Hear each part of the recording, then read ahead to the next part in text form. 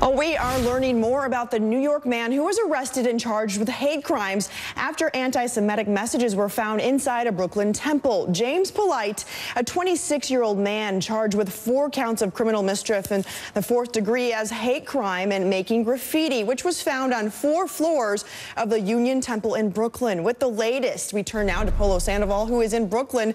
Polo, what can you tell us about the suspect?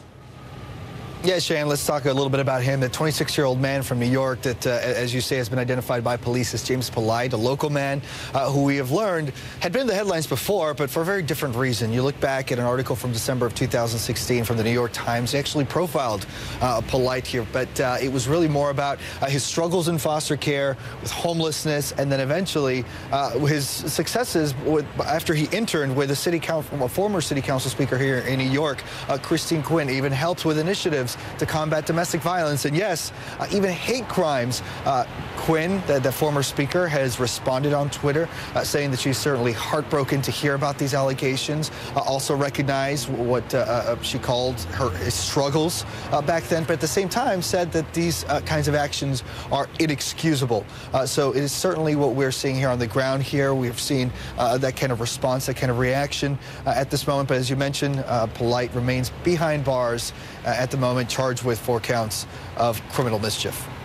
And Polo, we know this is the latest in a string of anti-Semitic acts across the country. Yeah. You know, when you've been on the ground there, how are members of the Jewish community handling all of this?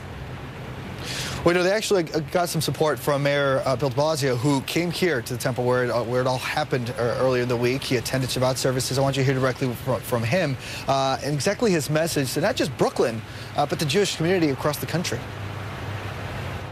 We do not tolerate hate. We do not accept it in any form. We will never accept anti-Semitism in New York City.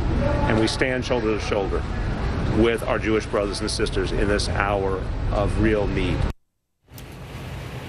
Now, when you look at some of the numbers that have been reported by the Anti-Defamation League, it does show that there has been an uptick, or at least an increase, in these kinds of incidents. Here in New York alone, when you look at 2017, about 151 hate crimes that were committed here in the city, according to the city's website. And of course, we have to talk about the timing.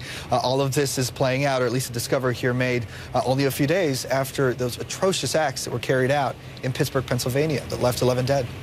We seem to be dealing with way too many of those. Polo, thank you.